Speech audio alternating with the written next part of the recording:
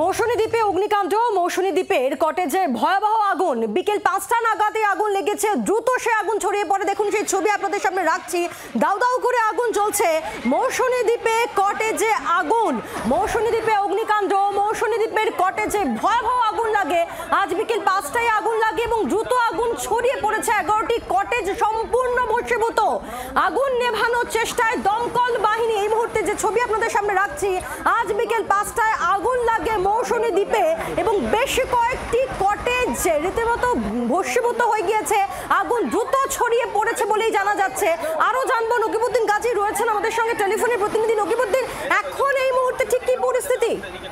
দেখো প্রায় তোমাকে বলে রাখি, এই যে নামখানা থানার মৌসুমী দ্বীপ একটি পর্যটক কেন্দ্র। যে এই মৌসুমে কিন্তু পর্যটকদের আসার সময় সেই সময়ের মতোই কিন্তু এই ধরনের ভয়াবহ আগুন লাগে একটি কটেজ। সেই কটেজের মধ্যে কিন্তু 11খানা যে ছোট ছোট কটেজ ছিল সেই কটেজগুলো পুরোপুরি আগুনে ভস্মীভূত হয়ে যায়। তবে এত দ্রুত গতিতে এই আগুন ছড়িয়ে পড়ে সেটা এখনো পর্যন্ত বোঝা যায়নি কিভাবে আগুন লেগেছে। এবং এই আগুনের যে লেনিয়ান শিকা কিন্তু একের পর এক যে কটেজের মধ্যে যে ছোট ছোট যে ঘরগুলো ছিল সেগুলোকে তারা ধরে ফেলে এবং স্থানীয় মানুষদের এবং তাদের উদ্যোগে কিন্তু আগুন নেভানোর কাজ চালাতে গেলেও কিন্তু কোনোভাবে রক্ষা করা যায়নি। ফলে কিন্তু বোঝা যাচ্ছে এই কটেজের মধ্যে যে 11খানা ছোট ছোট যে কটেজগুলো ছিল সেগুলো কিন্তু পুরোপুরি ভস্মীভূত হয়ে গেছে। তবে এখন আপাতত যে প্রশাসন সূত্রে যেটা জানা যাচ্ছে, কোনো মানুষের ক্ষয়ক্ষতি না হলেও যে জিনিসপত্র ছিল কটেজের মধ্যে সেইগুলো কিন্তু যথেষ্ট পুরো একদম নষ্ট হয়ে গেছে।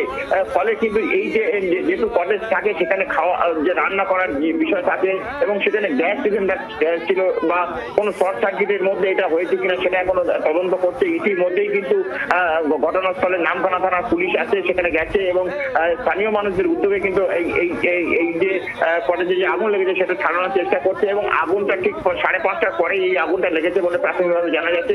আগুনের তীব্রতা এতটাই যে পাশে যে গাছ ছিল সেই গাছেতে আগুন লেগে যায়। ফলে বোঝা যাচ্ছে যে এই যে আগুনের কতটা তীব্রতা ছিল।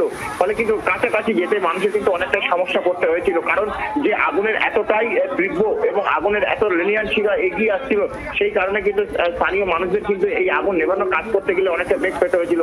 ফলে কিন্তু এই আগুনের সমস্ত কিছু পুড়ে ছাই হয়ে যায়। ফলে এই যে কলেজের যে মালিক তার কিন্তু অনেকটাই ক্ষয়ক্ষতি হয়েছে বলে এমনটা প্রাথমিকভাবে জানা যাচ্ছে। ইতিমধ্যে কি কারণে আগুনটা লেগেছে, কিভাবে আগুনটা লেগেছে তার খতিয়ে দেখছে পুলিশ প্রশাসন। পায়েল, নকিবউদ্দিন, প্রায় ঘন্টাখানেক অতিবাহিত হয়ে গিয়েছে, এখনো আগুন অ্যারেস্ট করাই সম্ভব হয়নি। তাহলে দেখো যে আগুন যে জায়গাটা ঘটেছে সেই জায়গাটা দ্বীপ এবং এই দ্বীপে যে কোনো যারা পর্যটক আসে তারা বেড়াতে আসে এই কটেজগুলোতে থাকে।